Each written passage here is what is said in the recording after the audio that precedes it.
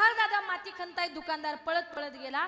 पळत पळत जाऊन त्यानं काय केलं, त्या दुकानदाराचा असा खाली वाकून गंध बघितला, माळ बघितली आणि त्याला आनंद वाटला आणि तो पळत सुटला. पाहिला पाहिला पाहिला त्यानं काय बघितला होता, गंध.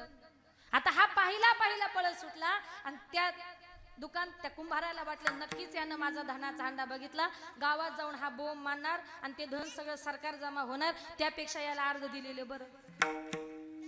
तो त्याच्या पाठीमागे पळत सुटला. तो म्हणायचा पाहिला पाहिला, हा म्हणायचा आपण दोघं वाटून घेऊ. तो म्हणायचा पाहिला पाहिला, हा म्हणायचा आपण दोघं जण वाटून घेऊ. तो पळत पळत त्याच्या दुकानापर्यंत गेला आणि तो दुकानदार पुन्हा त्या कुंभाराला म्हणतो दादा पाहिला पाहिला. तो म्हटला आपण दोघं वाटून घेऊ. कुंभार तो दुकानदार म्हटला काय वाटून घेऊ.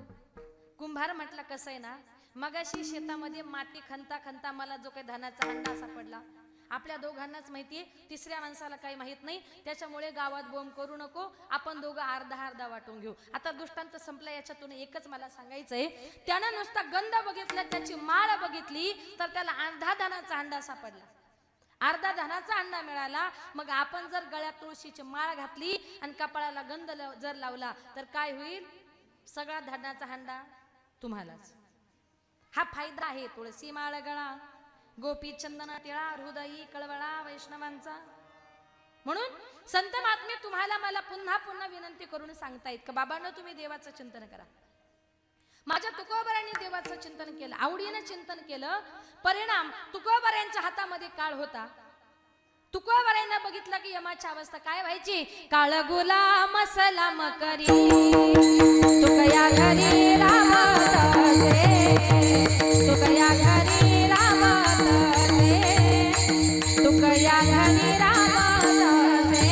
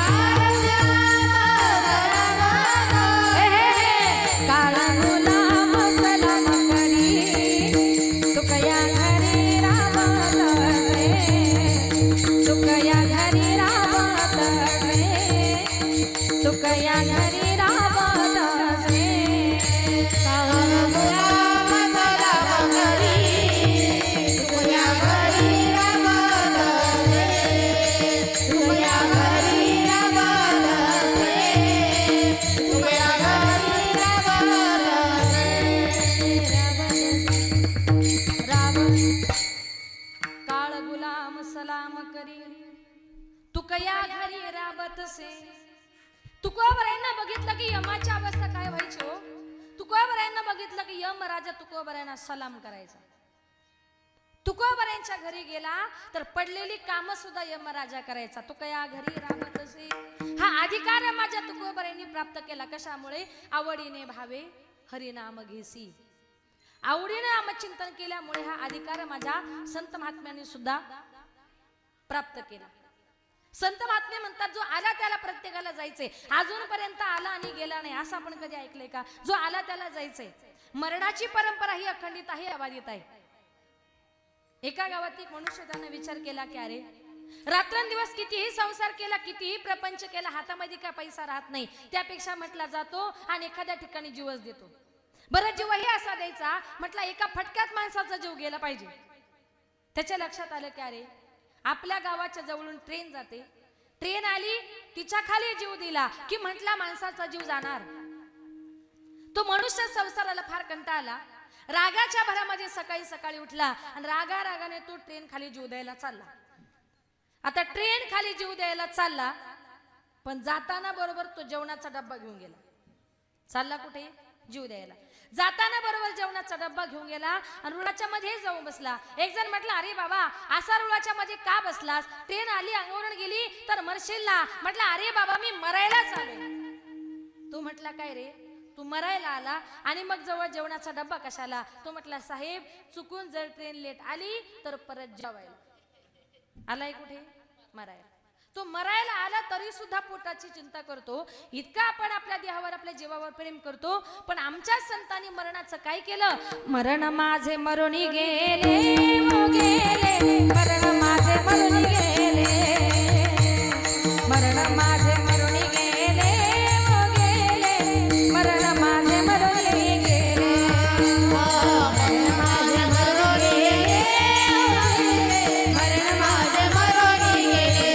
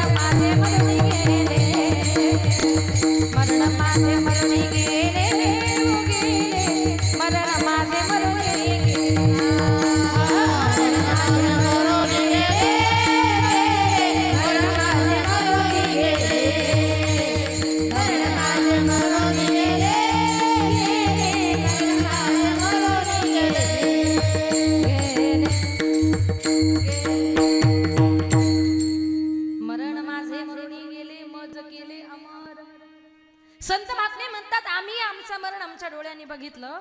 तो आनंदाचा सोहळा आम्ही काय वर्णन करू. संत महात्म्यांनी दुःखी मरणाचं रूपांतर सुखामध्ये केलं. लाख मोलाचा नरदेव भगवान परमात्म्याने तुम्हाला मला दिलाय, पण प्रत्येक अवयवाचा वापर कसा करायचा हे सुद्धा भगवंताने आपल्याला सांगितलंय.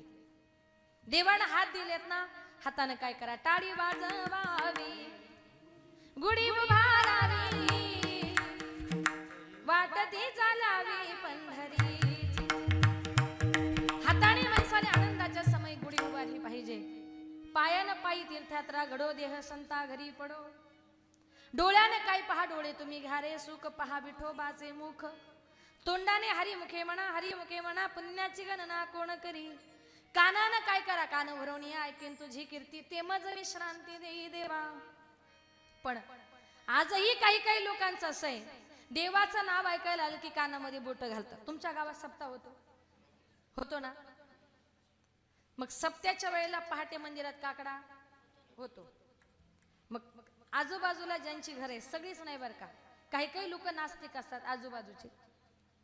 पहाटे 4 वाजता मंदिरामध्ये काकड्याला सुरुवात झाली ते काही काही लोक म्हणतात आता आले आमच्या झोपा मोडायला. झोपा मोडत नाही, तो काकडा तुमच्या कानावर पडतो हे तुमचं भाग्य समजा. कारण देवाचं चिंतन कानावर पडायला सुद्धा भाग्य असावं लागतं. मग ते लोक काय करतात, झोपमोड होते ना, मग कानामध्ये पॅक असे बोट घालतात. मग देव म्हणतो तुला माझं नावच ऐकायचं नाही ना, मग कायमचाच बैरा हो. बैरा झालो या जगी, बैरा झालो या जगी. नाही ऐकेले हरी कीर्तन, नाही केले पुराण श्रवण. ज्यानं कधी कीर्तन ऐकलेलं नाही, कधी भजन ऐकलं नाही, परिणाम माणूस बैरा होतो. आणि एकदा का माणूस बैरा झाला, हा त्याला काय सांगतो, तू त्याला काय सांगतोय, कुणाचंच कुणाला बैऱ्याला काही कळत नाही. एक सुंदर उदाहरण सांगते, कान असतील तर लक्षपूर्वक ऐका. एका गावात एक मेंढपाळ राहत होता. मेंढ्या चारण्याकरता तो आपल्या शेतावर गेला. दुपारचे 12 वाजले होते. मेंढ्या चारण्याकरता सोडून दिल्या आणि एका झाडाखाली तो आरामाला बसला. 2-3 तासाने उठून इकडे तिकडे बघितलं, मेंढ्या काही दिसत नाही. बरं कुणाला विचारावं अशी परिस्थिती सुद्धा नव्हती. बऱ्याच अंतरावर चालत गेला आणि त्याला जंगलात एक शेतकरी भेटला. तो म्हटला बरं झालं, या शेतकऱ्यानं माझ्या मेंढ्या नक्की बघितल्या असतील. तो त्या शेतकऱ्याच्या जवळ गेला, सांगितलं शेतकरी दादा माझ्या मेंढ्या ह्या रस्त्याने गेल्या का, असा हात करून विचारला. आता तो शेतकरी बहिरा असल्यामुळं त्याला वाटलं हा विचारतोय या शेतात लावलंय काय, तो म्हटला या शेतात ना सगळे कांदे लावलेत. त्याला वाटलं हा सांगतो का तुझ्या मेंढ्या ह्या रस्त्याने गेल्या. आता हाताच्या संकेतानुसार पुढे गेल्यानंतर त्याला त्याच्या 20-25 मेंढ्या मिळाल्या. त्याला आनंद वाटला की अरे त्या शेतकऱ्याने आपल्या एवढ्या 20-25 मेंढ्या सापडून दिल्या, त्याचे आपल्यावर किती उपकार झाले. आपण जास्त नाही पण त्या 25 मेंढ्यामध्ये एक असं पाय मोडलेलं मेंढरू होतं आणि त्याला ते बगले घेऊनच फिरावं लागायचं. मग त्याने विचार केला याला बगलेमध्ये घेऊन फिरवण्यापेक्षा त्या शेतकऱ्याचे आपल्यावर उपकार झालेत, म्हटलं असं करू हे मोडकं मेंढरू त्यालाच देऊन टाकू, सांभाळायचं ताण जाईल आणि त्याच्या उपकारातून उतराई होईल म्हटलं. म्हणून त्याने ते असं पाय मोडलेले मेंढरू आपल्या बगलेमध्ये घातलं. त्या शेतकऱ्याकडे आला आणि शेतकऱ्याला म्हणतो शेतकरी दादा, आता ज्या शेतकऱ्याकडे आला होता ना ते मेंढ्या विचारायला किंवा त्याला मेंढी द्यायला आला होता ना, तो शेतकरी होता बहिरम सोसायटीचा अध्यक्ष. लक्षात आलं का तुमच्या? मेंढपाळ कसा होता? बहिरा होता आणि शेतकरी सुद्धा होता बहिरम सोसायटीचा अध्यक्ष. आता यानं काय केलं, ते मेंढरू घेतलं, त्या शेतकऱ्याकडे आला आणि त्या शेतकऱ्याला म्हणतो शेतकरी दादा, अरे तू माझ्या एवढ्या 20-25 मेंढ्या सापडून दिल्या म्हणून तुला हे मोडकं मेंढरू बक्षीस म्हणून घे.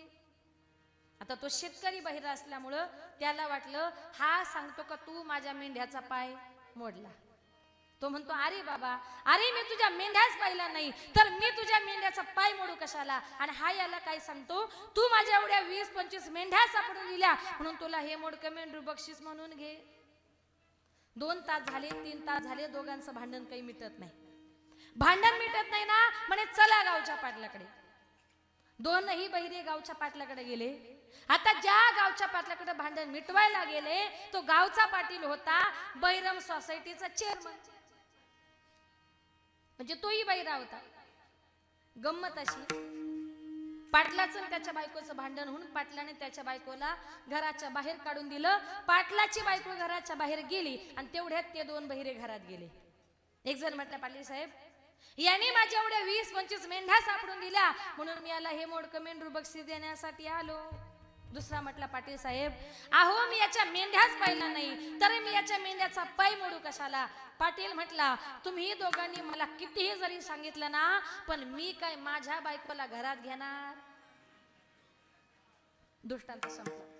भगवान परमात्म्याने कान दिले ना, या कानाचा जर चांगल्या पद्धतीने वापर केला, या इंद्रियाचा जर चांगल्या पद्धतीने वापर केला, दिले इंद्रिय हात पाय कान, दिले इंद्रिय हात पाय कान, डोळे मुख बोलाया वचन, डोळे मुख बोलाया वचन, जेणे तू जोडसी नारायण, जेणे तू जोडसी नारायण, तासे जीवा पण भवरोग, दिले इंद्रिय हात पाय कान, दिले इंद्रिय हात पाय कान, तासे जीवा पण भवरोग, दिले इंद्रिय हात पाय कान, दिले इंद्रिय हात पाय कान, दिले इंद्रिय हात पाय कान, डोळे मुख बोलाया वचन, जेणे तुळसी नारायण, तासे जीवा पण भवरोग, दिले इंद्रिय हात पाय कान, डोळे मुख बोलाया वचन, जेणे तुळसी नारायण, तासे जीवा पण भवरोग.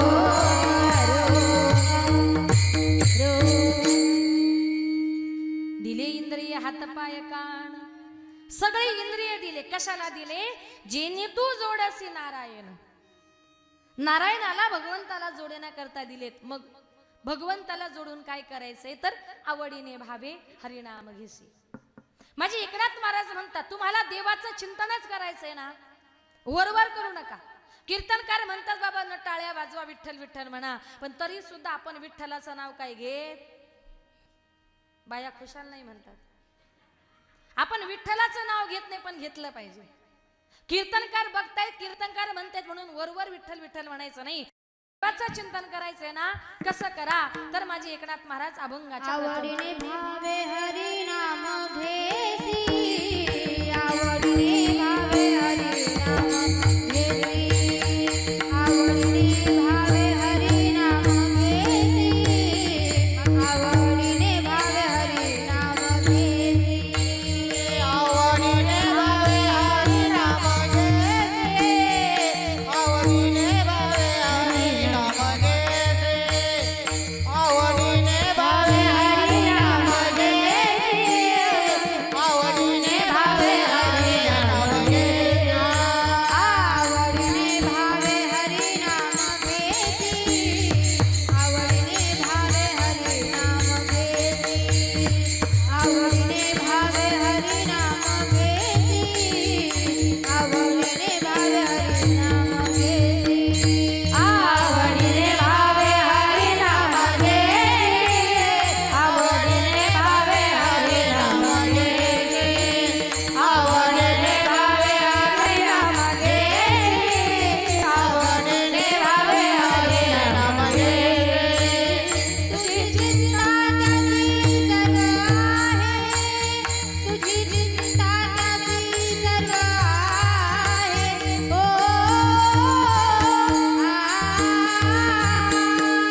तुझी चिंता त्याची सर्व आहे, हरिमुखी गाता हर परी चिंता, हरिमुखी गाता हर परी चिंता, हरिमुखी गाता हर परी चिंता, हरिमुखी गाता हर परी चिंता, तुझी चिंता त्याची सर्व आहे, तुझी चिंता त्याची सर्व आहे, तुझी चिंता त्याची सर्व आहे, हरिमुखी गाता हर परी चिंता, हरिमुखी गाता हर परी चिंता, हरिमुखी गाता हर परी चिंता, हरिमुखी गाता हर परी चिंता, आवडीने भावे हरी नाम घेसी, तुझी चिंता त्याची सर्व आहे, तुझी चिंता त्याची सर्व आहे, आवडीने भावे हरी नाम घेसी, तुझी चिंता त्याची सर्व आहे, तुझी चिंता त्याची सर्व आहे, सर्व आहे, आवडीने भावे हरिनाम घेसी. एकनाथ महाराज चिंतन करायचे, वरवर करू नका, आवडीनं करा. तुम्ही सांगाल आवडीने चिंतन करायचं म्हणजे कसं करायचं? जीवनामध्ये आवड, प्रत्येकाच्या जीवनामध्ये कशाची ना कशाची तरी आवड असते. कुणाला जेवणाची आवड, कुणाला भाषणाची आवड, नाही का? कीर्तनात बसल्यानंतर कुणाला गायनाची आवड असते, कुणाला वक्तृत्वाची असते, नाही का? प्रत्येकाची आवड ही वेगवेगळी असते. मग आवड म्हणजे काय बघा, एखाद्या माणसाला एखादी भाजी जर खूप आवडत असेल आणि त्या दिवशी त्याच्या आवडीची भाजी जर केली, तो म्हणतो अरे वा, पुरुषांकरता सांगते बरं ऐका, तो म्हणतो अरे वा, आज माझ्या आवडीची भाजी केली. आवडीची भाजी केली म्हटल्यानंतर त्या दिवशी तो काय करतो, एक भाकर खाण्याऐवजी अर्धीच भाकर खातो. खातो की नाही? नाही? मग किती खाता आवडली म्हणून? एकच्या ऐवजी दोन तरी का? आवडली म्हणून आपण पुन्हा पुन्हा घेतो. आपण म्हणतो भाजी खूप छान झाली, अजून थोडी द्या, अजून थोडी द्या, चवी चवी घेऊ घास, ब्रह्मरस आवडी, आणि गोड लागली म्हणून डबल खातो. तुका म्हणे गोड लागे तो मागे रसना. तशी भगवत चिंतनाची सुद्धा आपल्याला काय लागली पाहिजे? आवड लागली पाहिजे. दुसरी गोष्ट म्हणजे भावे. चिंतन करायचे भावाने करा. भगवान परमात्म्या करता मनातला भाव हा फार महत्वाचा आहे. महिलांकरता सांगते, ज्या वेळेला स्त्रिया स्वयंपाक करत असताना तुमच्या मनात जो भाव असतो, जे विचार असतात ना, ते विचार त्या स्वयंपाकामध्ये उतरत असतात आणि खाणाऱ्याची बुद्धी सुद्धा तशीच बनत असते. बघा, एखाद्या बाईने जर एखाद्या दिवशी घरामध्ये कोणाशी जर भांडण झाली, त्या दिवशी स्वयंपाक करताना तिची गंमत बघा. तांब्या आपटते, मिरच्या आपटते, कोथिंबीर आपटते, सगळं आपटून आपटून भाजी करते. त्या दिवशी तुम्ही एक नाही 2 खोबऱ्याच्या वाट्या घाला, ही भाजी चांगली लागत नाही आणि खाणारा माणूस सुद्धा लगेच भांडायला सुरुवात करतो. पण तीच भाजी तुम्ही प्रेमानं करा. माझ्या नवऱ्याला आवडते, माझ्या मुलाला आवडते, नका तिच्या शेंगदाणे खोबरं काहीच नका घालू, नुसती मीठ मिरची मसाला घालून जरी भाजी केली ना ती भाजी चांगलीच लागते. याला कारण का, ती भाजी करण्यामध्ये तुमच्या मनामध्ये प्रेमाचा भाव होता, तर ती भाजी करण्यामध्ये तुमच्या मनामध्ये भांडणाचा भाव होता. आणि नसेल जर महिला मंडळ माझ्यावर विश्वास, तर घरी जा, नवऱ्याशी चांगली भांडण करा, मग भाजी करून बघा आणि सांगा कशी लागते ती. काय मनातला भाव हा भगवान परमात्म्या करता महत्वाचे, म्हणून आवडीनं भावानं चिंतन करा. आता तिसरी गोष्ट म्हणजे काय, काही काही लोक देवाचं चिंतन करतात, पण कसं, त्याला म्हणतात भयाने किंवा भीतीने. तुम्ही सांगाल ते कसं? एक उदाहरण सांगते, लक्षपूर्वक ऐका. एका बापाने आपल्या मुलाला सांगितलं, बाळा, आपल्या गावामध्ये एंट्री करताना गावाच्या वेशीवर एक मोठं वडाचं झाड आहे आणि त्या वडाच्या झाडावर रात्री 12च्या नंतर ते निघतं. लक्षात आलं का तुमच्या? ते म्हणजे काय? थोडं बोलले तर बरं होईल. महिला मंडळ, रात्री 12च्या नंतर झाडावर काय निघतं? म्हणजे आपल्या भाषेत भूत. तुमच्याकडे निघतं का? नाही ना? त्याला थोडं शांत करा मावशी. रात्री 12च्या नंतर म्हणे झाडावर ते निघतं. त्या मुलाच्या डोक्यामध्ये तेवढाच विचार बसला.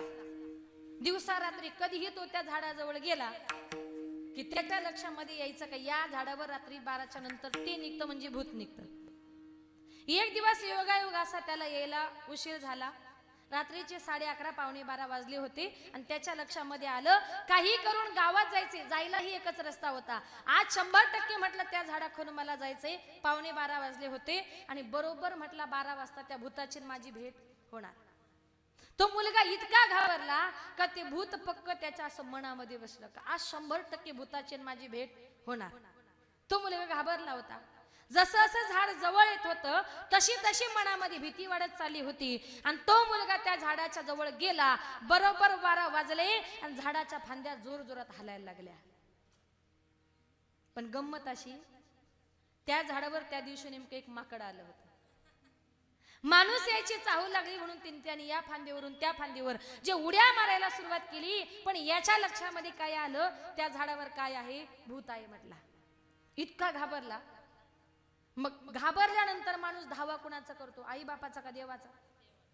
देवाचा. त्यानं कधी काळी माझं कीर्तन ऐकलं होतं. ज्ञानोबाराय सुद्धा म्हणतात एखाद्या ठिकाणी तुम्हाला भूत आहे असं जर वाटलं त्याला घाबरून जायचं नाही. त्याच्याकरता मंत्र सांगितलाय, हरी उच्चारणी मंत्र हा हरी उच्चारणी मंत्र हा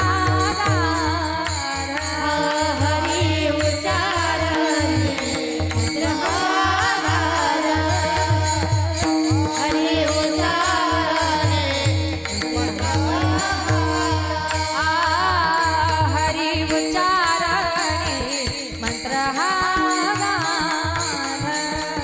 हरी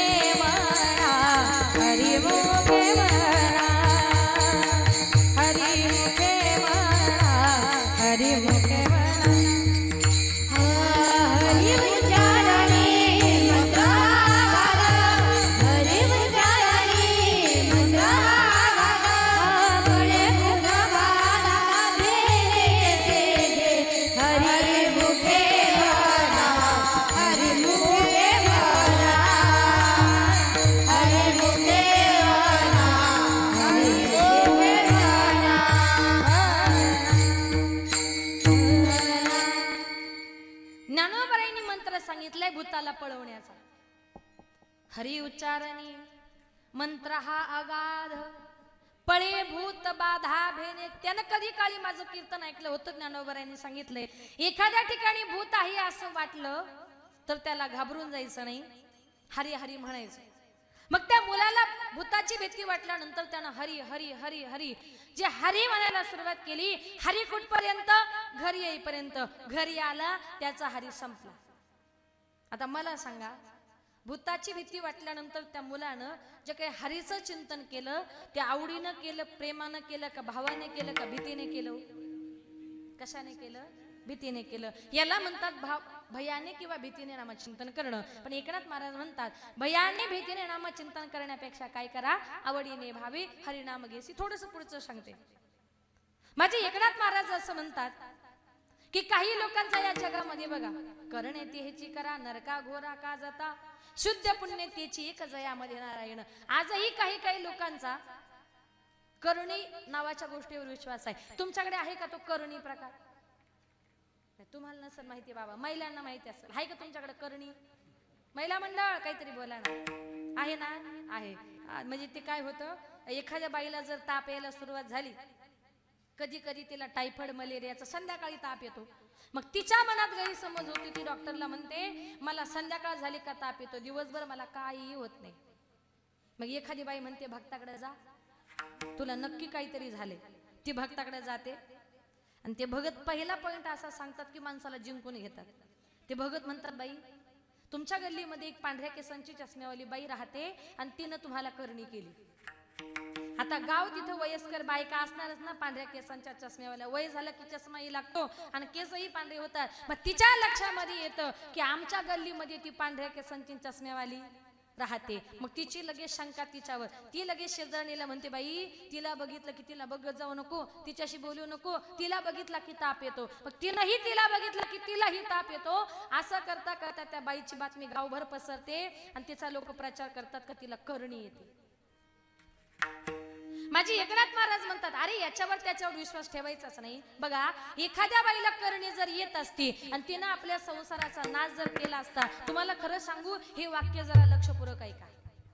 एखाद्या बाईला असा काही चमत्कार जर करता येत नसता तर भारताला सीमेवर हे नाही का, जे काही जवान आहेत, जे काही फौजी आहेत, ते सीमेवर उभी करण्याची गरजच पडली नसती हो. अशा 9-10 बायका त्यानं करणीवाल्या नेल्या असत्या आणि त्यांनी म्हटले असं पाकिस्तानचा नाश हो, लगेच नाश झाला असता. कुठं चाललोय आपण? महाराज म्हणतात याच्यावर अजिबात विश्वास ठेवायचा नाही. तुम्हाला करायचंय ना, काय करा, करा रे बापानो साधन हरीचे, करा रे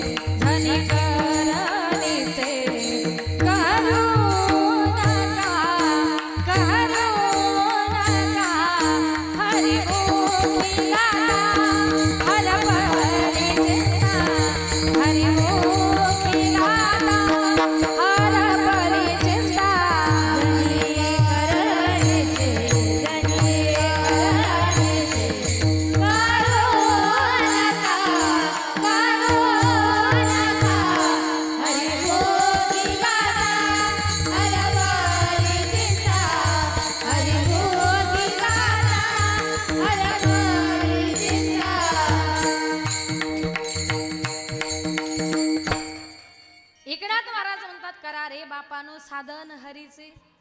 करायचे काय करा, झनी करणीचे करू नका. करायचं असेल तर करणीवर विश्वास ठेवू नका, तुम्ही देवावर विश्वास ठेवा.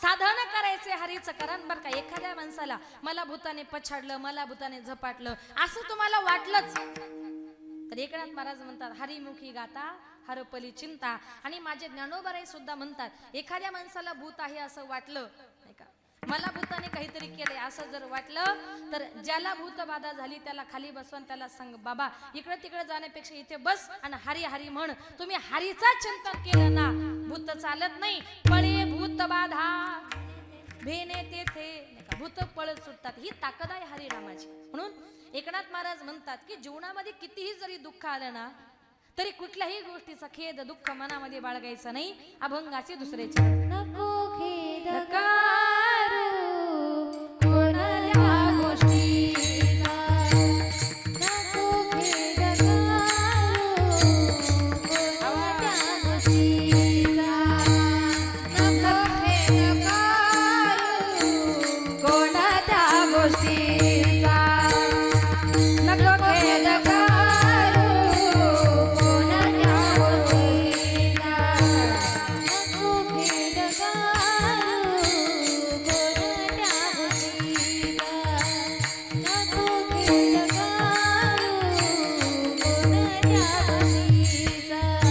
नको खेद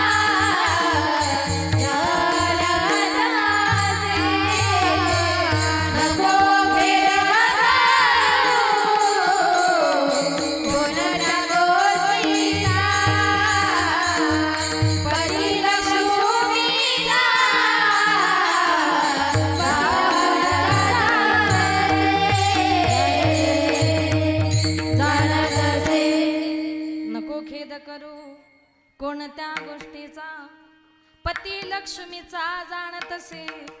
एकनाथ महाराज म्हणतात कुठल्याही गोष्टीचा खेद दुःख मनामध्ये बाळगायचं नाही. लक्ष्मीचा पती भगवान परमात्मा तुमचं माझं प्रत्येकाचं दुःख मानून घ्यायला तयार आहे.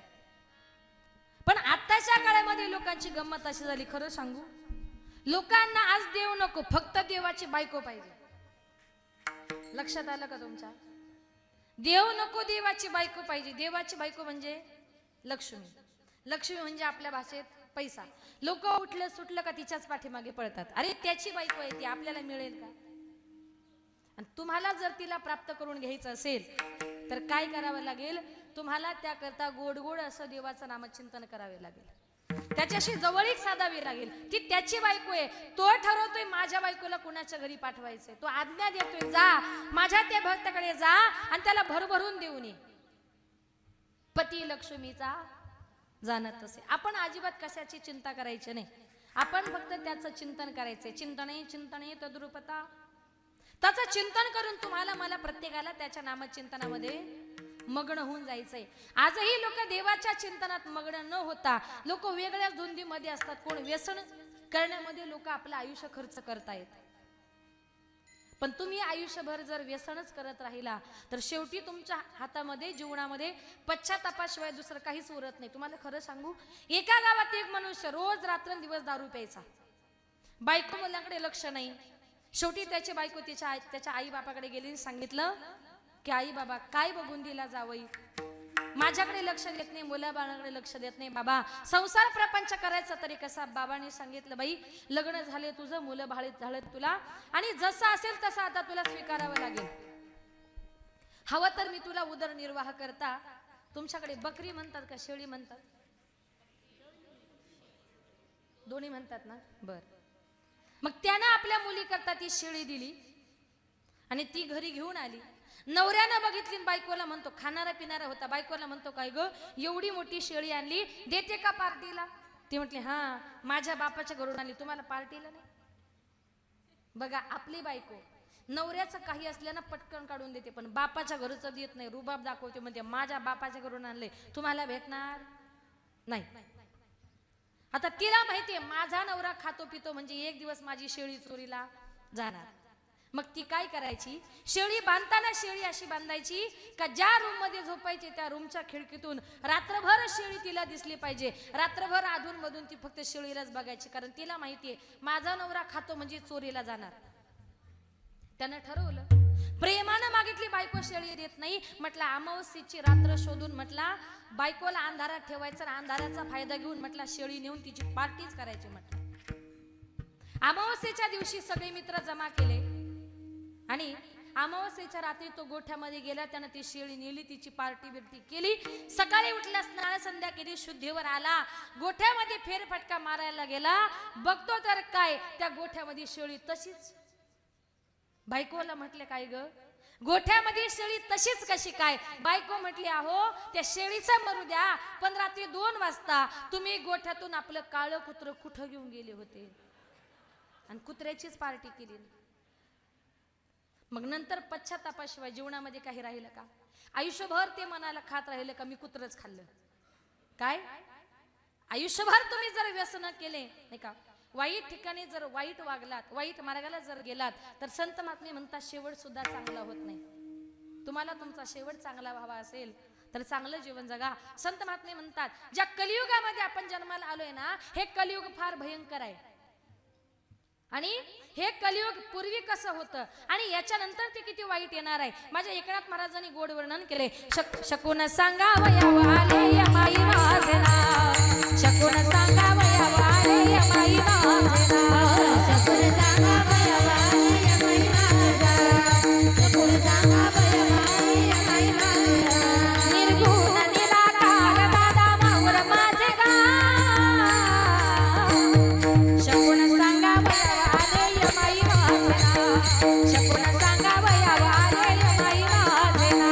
निर्गुण निराकार दादा माऊर माझे गाव, शकून सांगावया आले माई वाजना, शकून सांगावया आले माई वाजना.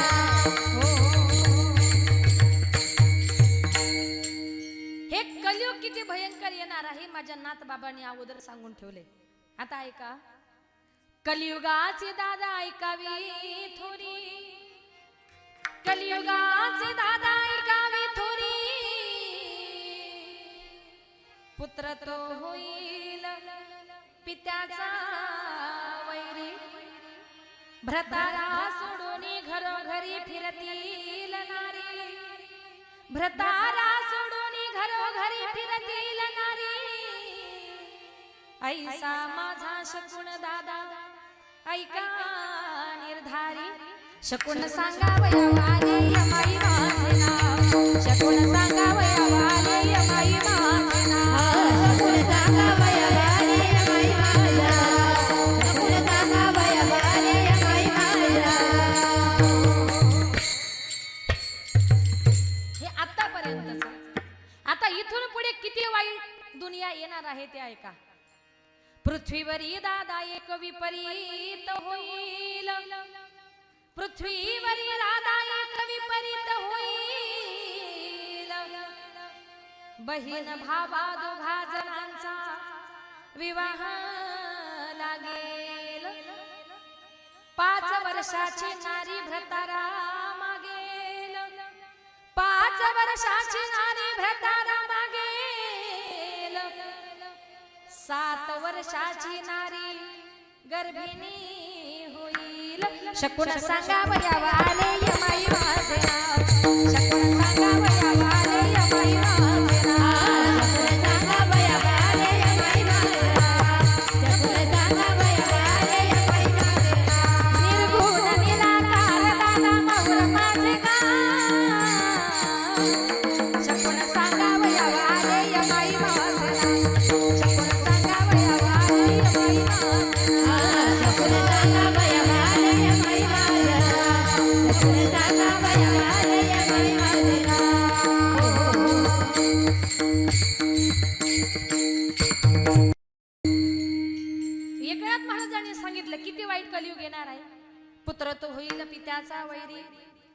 आता जवळजवळ 80% मुलं बापाचे वैरी झालेत की नाही? घराच्या बाहेर काढून दिले, नाथा काय मारतात, घरात घेत नाही, पुत्र तो होईल पित्याचा वैरी. हे नाथ बाबांचं वाक्य खरं ठरलंय. इथून पुढे काय होणार आहे? पृथ्वीवरी दादा एक विपरीत होईल, बहीण भावा दोघा जणांचा विवाह लागेल. आतापर्यंत अनेक मॅटर आपण बघितले, चुलत बहीण भावांचे सुद्धा लग्न झालेत. इथून पुढच्या कलियुगामध्ये सख्खे बहीण भाऊ लग्न करतील.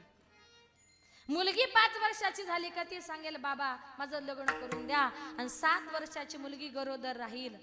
5 वर्षाची नारी भ्रतारा मागेल, 7 वर्षाची नारी गर्भिणी. म्हणजे आता हे कलियुग चाललंय आपल्या काळामध्ये फार बरे, पण देवाला सांगा हे सगळं वाईट दिसायच्या अगोदर तोपर्यंत आम्हाला ठेवू नको, का? कारण फार वाईट कलियुग येणार आहे.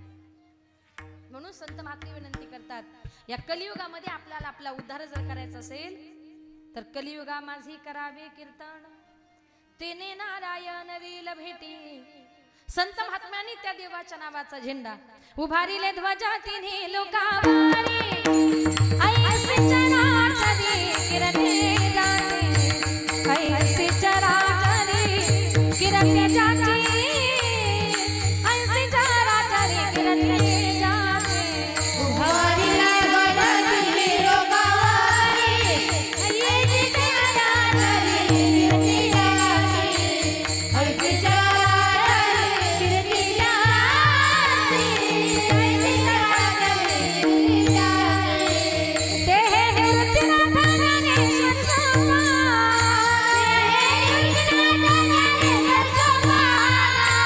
ते हे निवृत्तीनाथ ज्ञानेश्वर सोपान, ते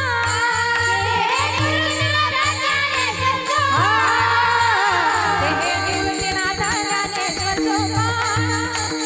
मुक्ताबाई गाणं नित्य कळा, मुक्ताबाई गाणं नित्य कळा, मुक्ताबाई गाणं नित्य कळा.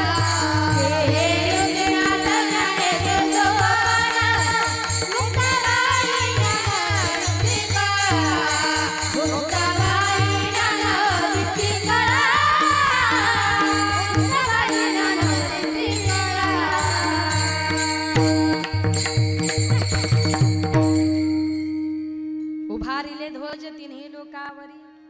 संत महात्म्यांनी त्या देवाचा नावाचा झेंडा तीनही लोकांमध्ये लावला. म्हणून एकनाथ महाराज म्हणतात, तुझी चिंता त्यासी सर्व आहे. आपली चिंता करणारा वरती बसले, आपण फक्त त्याचं चिंतन करायचंय, चिंता करायची नाही. प्रत्येकाच्या जीवनामध्ये 2 गोष्टी येतात, एक येते चिता आणि एक येते चिंता. फरक फक्त बिंदू मात्र आहे. जी मेल्यानंतर जळते जिला चिता असं म्हणतात, आणि जी जिवंतपणी पावलोपावली माणसाला जाळते तिला चिंता असं म्हणतात. चिंता से घटे चतुर्य, दुःख से घटे शरीर, पाप से घटे लक्ष्मी, कह गए दास कबीर. कबीर महाराज म्हणतात चिंतेमुळे माणसाची चतुराई सुद्धा घटते. एखादा किती हुशार मनुष्य असेल पण त्याच्या जीवनात जर काही ना काही चिंता सतावत असेल ना, चिंतेमुळे माणसाची चतुराई कमी होते. दुःख से घटे शरीर.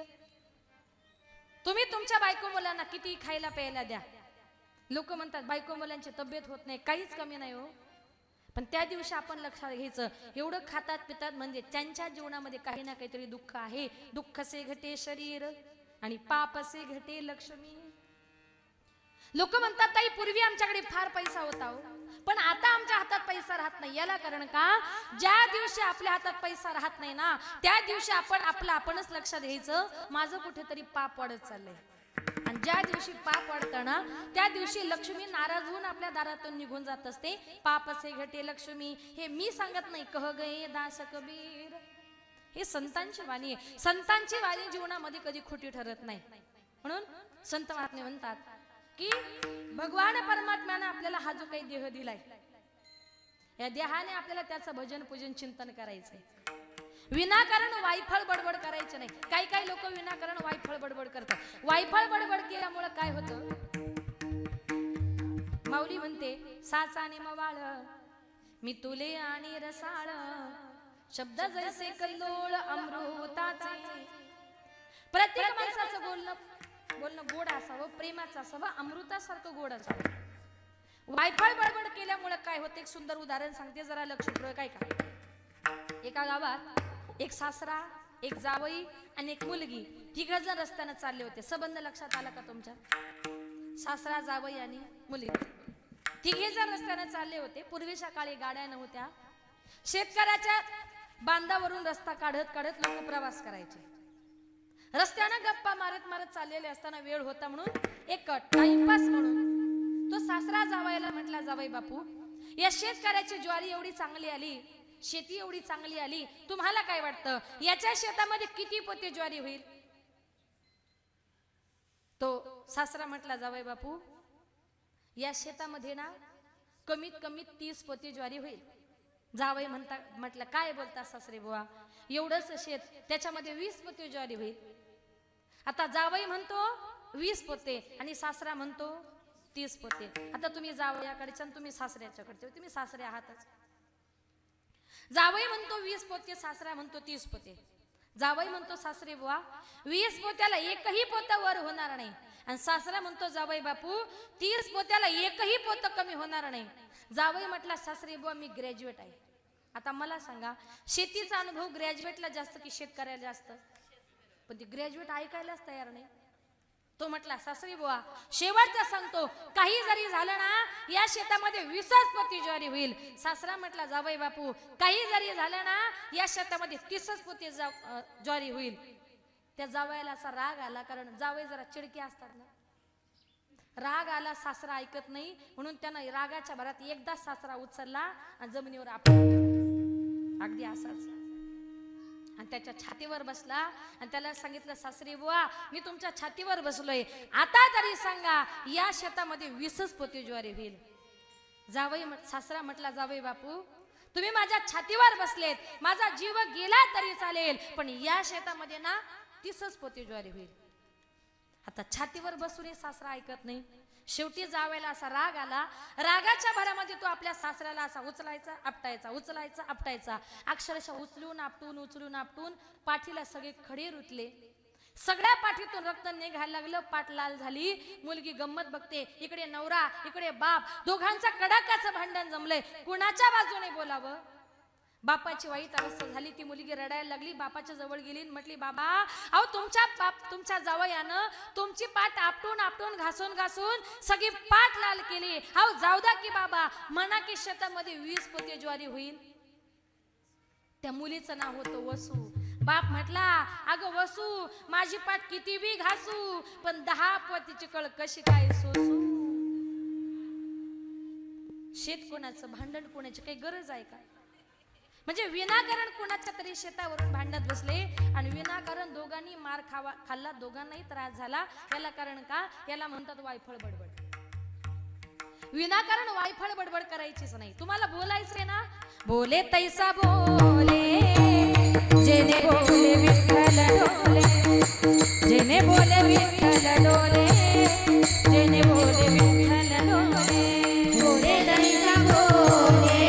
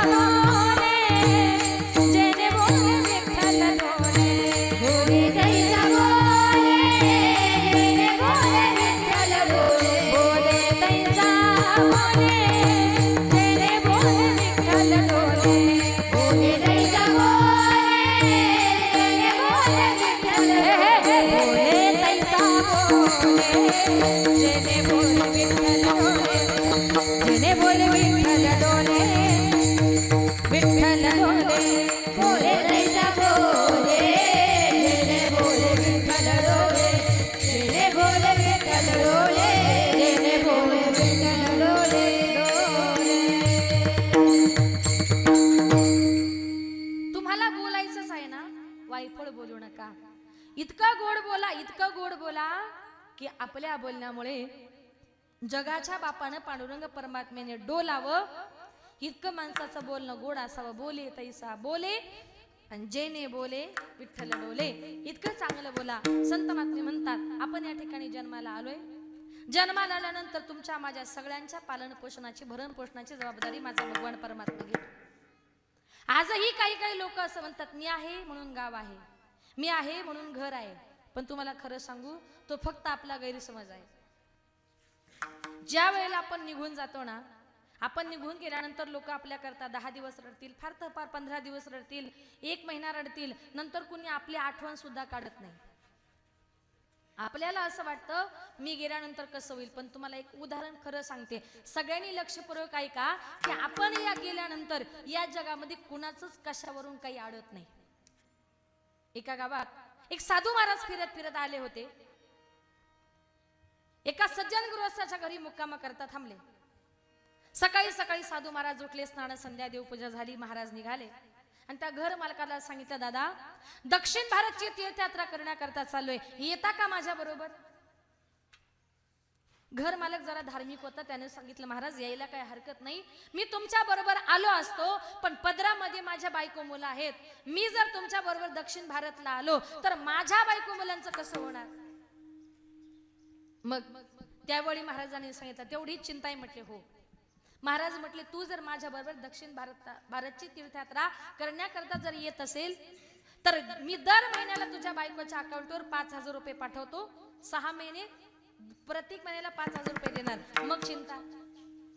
त्याने विचार केला, 6 महिन्याचा प्रश्न आहे, दक्षिण भारतची यात्रा ही होईल आणि महाराज जर 5,000 रुपये बायकोला देत असेल तर बायको मुलांचा उदरनिर्वाह होईल, जायला काय हरकत आहे? घरच्या बायको मुलांचा निरोप घेतला, बायकोला सांगितलं, तुला दर महिन्याला 5,000 रुपये मिळतील, मी जातो, 6 महिन्यामध्ये दक्षिण भारतची यात्रा करून येतो. बायको मुलांचा निरोप घेतला आणि तो गृहस्थ दक्षिण भारतची तीर्थयात्रा करण्याकरता निघाला. 1 महिना झाला, 2 महिने झाले, प्रत्येक महिन्यामध्ये साधू महाराज याच्या बायकोच्या अकाउंटवर 5,000 रुपये पाठवायचे आणि ती आपला उदरनिर्वाह करायचे. 2-3 महिने चांगलं रुटीन चाललं होतं. पण हा जेवायला बसला की म्हणायचा, महाराज माझी बायको जेवली असेल, माझे मुलं जेवले असतील, आता ते काय करत असतील, आता त्यांना बरं वाटत असेल का, त्यांचं काही दुखत नसेल ना? महाराजांनी विचार केला की अरे हा चाललाय दक्षिण भारतच्या यात्रेला, याच्या बायकोला मी 5,000 रुपये महिन्याला देतोय आणि तरी हा सारखा घरच्या बायको मुलाची चिंता करतोय, पण याचे बायको मुलं याची किती चिंता करतात हे महाराजांना त्याला दाखवून द्यायचं होतं. महाराजांनी त्याच्या नकळत एक पत्र लिहिलं. त्या पत्रामध्ये खोटं खोटं पत्र लिहिलं. त्याच्यात असं लिहिलं, कळवण्यात अत्यंत वाईट वाटते की जे तुमचे पती माझ्या बरोबर दक्षिण भारतची तीर्थयात्रा करण्याकरता आले होते, 1-2 महिने आमचा प्रवास आनंदाचा सुखाचा झाला, पण 3ऱ्या महिन्यामध्ये रस्त्याने चालत असताना एका भरधाव ट्रॅकखाली तुमचे पती सापडल्यामुळे तुमच्या पतीचा मृत्यू झाला, माझा जोडीदार गेला, त्याच्या आत्म्याला भगवंत चिर शांती देवो, कळावे तुमचा साधू. सही केली, पत्र घरी आलं. बायकोला वाटलं मनी ऑर्डर आली की काय, तिनं ते पत्र घेतलं, वाचलं. पतीच्या निधनाची बातमी कानावर आली आणि त्या बाईनं जोर जोरात रडायला सुरुवात केली. ती बाई रडत होती, सगळा गाव गोळा झाला, बघता बघता नातेवाईक मंडळी गोळा झाली, सगळी ग्रामस्थ मंडळी आली, पाहुणे मंडळी आली, सगळे आजूबाजूला असे बसलेले होते आणि त्या बाईने रडायला सुरुवात केली, माझे पती गेले, आता माझं कसं होणार, माझ्या मुला बाळांचं कसं होणार, माझा संसार प्रपंच चालणार तरी कसा? कुणी एक साधू महाराज दर महिन्याला 5,000 रुपये द्यायचे, त्या महाराजांचाही पत्ता नाही, आता माझं कसं होणार? ती बाई रडत होती. गावचे सरपंच चांगले होते, ते पुढे आले, सांगितलं, ताई तुम्ही रडू नका, तुम्ही आमच्या गावच्या माऊली आहात, आम्ही तुम्हाला असं उपाशी मरू देणार नाही, हवं तर मी तुम्हाला दर महिन्याला 5,000 रुपये देतो, पण ताई तुम्ही जरा शांत व्हा. ती बाई थोडी शांत झाली. गावचे पाटील पुढे आले, सांगितलं, ताई रडू नका, हवं तर मी तुम्हाला दर महिन्याला किराणा भरून देतो, तुम्ही रडू नका. बाई अजून शांत झाली. गावातली अजून 10-15 प्रतिष्ठित मंडळी पुढे आली, सांगितलं, ताई रडू नका, आपलं गाव खूप मोठं आहे, दर महिन्याला गावातल्या प्रत्येक घरातून आम्ही तुम्हाला 50-50 रुपये काढून देऊ, पण तुम्ही रडू नका. कोण म्हणते साड्या देऊ, कोण म्हणते कपडे देऊ, कोण म्हणतं शिक्षणाचा खर्च देऊ, कोण म्हणतं पैसे देऊ. नवरा गेल्यानंतर 1-2 महिन्यामध्ये त्या बाईचं एवढं भारी रुटीन बसलं, भारी बर का. दर महिन्याला सरपंचाचे 5,000, पाटलाचा किराणा, प्रत्येक घरातून 50-50 रुपये, कुणाचे साड्या, कुणाचे कपडे, कुणाचे पैसे. त्या बाईच्या जवळ 2 महिन्यामध्ये 10 ते 15 लाख रुपये जमा झाले, कारण येणं होतं जाणं काहीच नव्हतं. तिने विचार केला, एवढ्या पैशाचं करायचं काय? म्हटली, छोट्या घरामध्ये राहण्यापेक्षा 15 लाखाचा छान बंगलाच बांधूया. तिने सुंदर असा बंगला बांधला, स्वतःला चांगले कपडे, मुलांना चांगले कपडे, काजू काय, बदाम काय, पिस्ता काय, सफरचंद काय. परिणाम काय झाला, 2 महिन्यामध्ये त्यांच्या तब्येती चांगल्या झाल्या. आणि तो तिकडे चिंता करत होता, माझे बायको मुलं काय खात असतील. 6 महिने झाली त्याची दक्षिण भारतची तीर्थयात्रा पूर्ण झाली. तो रिटर्न आला. परत आल्यानंतर महाराजांनी सांगितलं की बाबा, आजची रात्र फक्त जवळकी गावामध्ये मुक्काम करायचा आहे आणि उद्या सकाळीच तुझ्या बहादराबाद गावात जायचंय. त्याने सांगितलं नाही नाही महाराज, मी थांबू शकत नाही. मला असं वाटलं कधी एकदाचा जातो आणि कधी माझ्या बायकोला माझ्या मुलांना डोळे भरून बघतो. महाराज, मी थांबू शकत नाही बाबा. असं रात्री अपरात्री एखाद्या गावात जाणं बरं नाही. आजची रात्र थांब. ठीक आहे म्हटले महाराज. महाराजांना झोपू दिलं. त्याला बायको मुलांना बघितल्याशिवाय चैनच पडत नव्हती. अर्ध्या रात्री उठला, आपल्या गावात आला, आपलं घर शोधू लागला. तिथे घर नव्हतं, तिथे 2 मजली बंगला उभा झाला होता. थोडा हळू. त्याच्या मनामध्ये विचार आला, मी गेल्यानंतर माझ्या बायको मुलांना कोणीतरी हकलून दिलं, माझी जागा घेतली, इथे बंगला बांधला. पण एवढ्या रात्री माझ्या बायको मुलांचा पत्ता या बंगल्यातलेच माणसं सांगतील. म्हणून त्याने एका बंगल्याच्या खिडकीतून डोकावून बघितलं. एका सुंदर अशा मोठ्या बेडवर एक जाडी जाडी बाई आणि 2 जाडी जाडी पोरं झोपलेले होते. तो म्हटला हे आपले नाही, कारण आपल्यांच्या तब्येती म्हटला बारीक होत्या, पण त्याला काही माहिती ते खाऊन खाऊन फुगले होते. ते आपले असून त्याने ओळखले नाही. पण माझ्या बायको मुलांचा पत्ता या बंगल्यातलेच माणसं सांगतील, म्हणून त्यानं बंगल्याची बेल वाजवली. बेल वाजवल्याबरोबर त्या बंगल्यातली बाई बाहेर आली. तिनं दार उघडलं. दार उघडलं, समोर बघितला आपला पती, जो नवरा गेल्याची, थोडा हळू बाबा, जो नवरा गेल्याची बातमी कानावर आल्यानंतर तो नवरा जर समोर दिसला तर बाईला किती आनंद व्हायला पाहिजे. तिनं दार उघडलं, समोर आपला नवरा बघितला, नवऱ्याला बघितलं आणि हळूच म्हणते, का हो तुम्ही? तो म्हटला, का ग तू? गळ्यातलं मंगळसूत्र, कपाळाला बुक्का, हे काय करून घेतलंस? ती म्हटली, अहो 2 महिन्यापूर्वी तुम्ही गेल्याची बातमी कानावर आली, म्हणून सगळ्याचा त्याग केला. त्यानं सांगितलं, अगं तुला कोणी सांगितलं मी मेलोय? मी अख्खा जिवंत आहे तुझ्या समोर. ती म्हटली, जरा हळू, मोठ्यानं बोलू नका. तो म्हटला, माझ्या बायको मुलांसमोर मी का हळू बोलायचं? ती म्हटली, अहो तुम्ही जर मोठ्यानं बोललात आणि उद्या तुम्ही जर गावामध्ये आले, ही बातमी जर गावकऱ्यांना जर माहिती पडली तर उद्यापासून सगळं बंद होणार. तो म्हटला, म्हणजे? ती म्हटली, उद्यापासून तुम्ही गेले म्हणून चांगले दिवस आमच्यावर आले, आणि तुम्ही जर आले, ही बातमी जर गावात उद्या माहिती पडली तर उद्यापासून सरपंचाचे 5,000, पाटलाचा किराणा, गावातल्या प्रत्येक घरातून 50-50 रुपये, कुणाचे साड्या, कुणाचे कपडे, कुणाचे पैसे, सगळं काही बंद होणार आणि परत पहिल्यासारखी भीक मागायची पाळी येणार. मग तो म्हटला, तूच सांगा आता मी काय करू? ती म्हटली, हात जोडून पाय पडून तुम्हाला एकच विनंती आहे, तुम्ही आता एकच करा. आता दक्षिण भारतची तीर्थयात्रा करून आलात ना, आता जरा पुढे उत्तर भारत करायला जा. हा चिंता कुणाची करतोय? घरच्या माणसांची. पण एकनाथ महाराज म्हणतात, आपण कितीही जरी कुणाची चिंता केली ना, तुमचा माझा सगळ्यांचा सांभाळ तो करणार आहे. अभंगाचे 3रे चरण. सकळ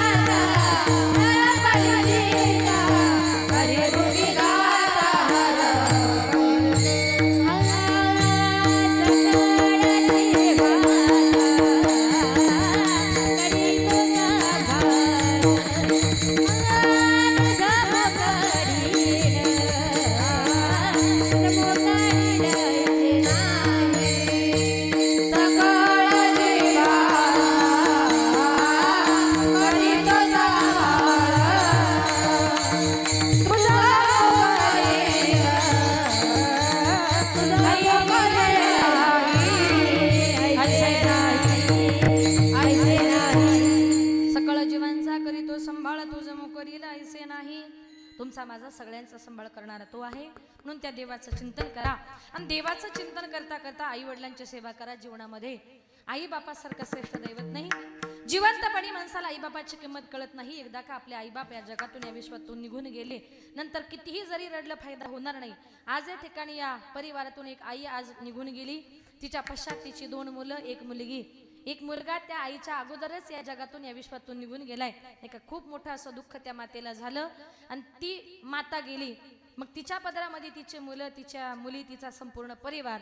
ज्या वेळेला आपले माईबाप या जगातून या विश्वातून निघून जातात ना, त्यावेळी ते आपल्याला परत कधी दिसत नाही. कारण जेव्हा ते जातात ना त्यावेळी ते कुठे गेलेले असतात? गेली दुरी दिगंतरा, पुन्हा येणे नाही घरी. विजला हो नंदा दीप, कशी जाऊ मी मंदिरी.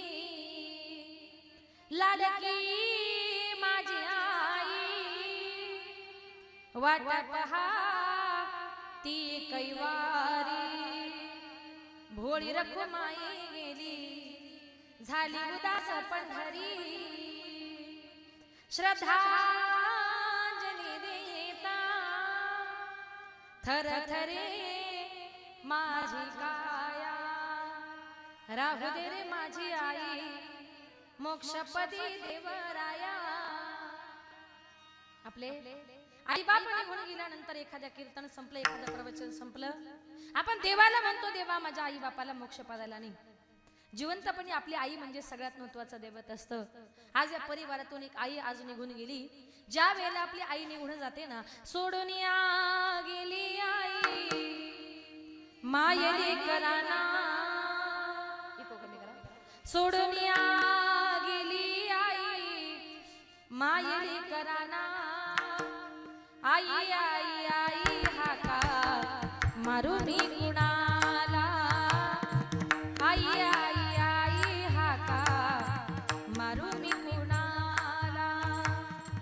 आई आमच्या साठी कष्ट केले फार. आई आमच्या साठी कष्ट केले फार. सोडून या गेली आई सारा परिवार. सोडून या गेली आई सारा परिवार. लेकी सुना रडत बसती काना कोपऱ्याला. लेकी सुना रडत बसती काना कोपऱ्याला. आठवण येते आई त्याच घडीला. आठवण येते आई त्याच घडीला. एकदा आपले आई बाप आपल्याला या जगातून या विश्वातून सोडून गेले नंतर कितीही रडलं फायदा होणार नाही. जीवनामध्ये आपले आई बाप हे सगळ्यात महत्वाचं दैवत असतं. आईचं सगळ्यात जास्त प्रेम जर कोणावर असेल तर ते आपल्या मुलीवर असतं. सगळ्यात जास्त प्रेम आई आपल्या मुलीवर करत असते. आणि ज्या वेळेला एखादी मुलगी लग्न करून जायला निघते, आईचं आणि मुलीचं नातं म्हणजे अतिशय प्रेमाचं नातं. मनातलं सुख दुःख सांगण्याचं एकमेव ठिकाण म्हणजे आईचं हृदय असतं. आपल्या मुलाचं मुलीचं दुःखही सहन करते आणि आपल्या मुलाचं मुलीच्या आनंदात सुद्धा सहभागी होते. त्या हृदयाला आई बापाचं हृदय असं म्हणतात. मग एखाद्या आई आणि मुलगी अतिशय प्रेमाचं नातं, अतिशय जवळचं नातं. प्रेम आलं तिथं भांडण आलं. असं एकही घर नाही का त्या घरामध्ये आईचं आणि मुलीचं भांडण होत नाही. पण जेव्हा त्या आईच्या आणि मुलीचं भांडण होतं ना, त्या आईचं आणि मुलीचं भांडण म्हणजे कसं असतं? मायलेकीचं भांडण दह्या दुधाची उकळी. लेक धरते अबोलाई मनाची मोकळी. आईचं आणि मुलीचं भांडण झालं की मुलीला आईविषयी राग येतो. आईच्या मनात राग नसतो तर उलट प्रेम असतं. कारण आई जे शिकवते ते काय असतं? आई शिकविते तुला राग येतो लेकी. पराया माणसाशी बोलू नये काय की. काय म्हणते आई तुझी मुलीची जात आहे. लग्न करून तुला परक्या घरी जायचे, परक्या पुरुषाशी रस्त्यावर पटकन बोलू नये. बोलला तर लोक संशय घेतात. असे संस्कार आई आपल्या मुलीवर करते. मुलीवर संस्कार करता करता मुली लहानाच्या मोठ्या कधी होतात हे आई बापाला सुद्धा कळत नाही. एक दिवस अचानक लग्न करून मुलगी सासरी जायला निघते आणि मुलगी निघून गेल्यानंतर त्या घरामध्ये आई आपल्या मुलीची आठवण म्हणून काय करत असते, लेक जाते सासरला आई लाग कर मेना,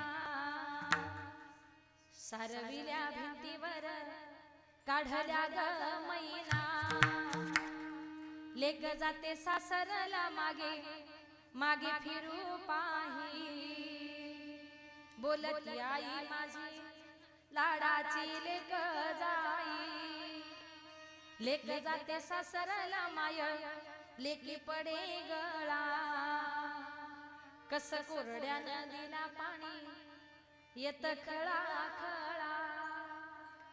आपली मुलगी लग्न करून संध्याकाळी जायला निघाल्यानंतर आईला तुझी मुलगी चालली आता तो रड असं सांगावं लागतं का हो? मुलगी जायची चाहू लागली का आईच्या डोळ्यातून खळकण असं पाणी येतं, तिला आई असं म्हणतात. मुलगी लग्न करून गेल्यानंतर त्या घरात आईला आपल्या मुलीशिवाय करमत नाही.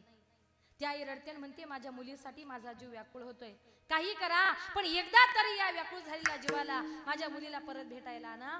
ती आई रडते आणि काय म्हणते, माझ्या जीवाच्या लेकीला आज सांगावा पाठवा, माझ्या व्याकुळ जीवाला माझी मालन भेटवा, नाव लेकीच घेता जाता फिरे गरा गरा, माझी डोळ पुसणारी लेक गुंतली संसारा, रोज येते सपनात काही बोलत ती नाही, भर चैताच्या उन्हात माझी सुकली गजाई, करू लेकीच नशीब झाला कपाळ उघड, घर धन्याच्या वाचून कोणी घेईना लुगड.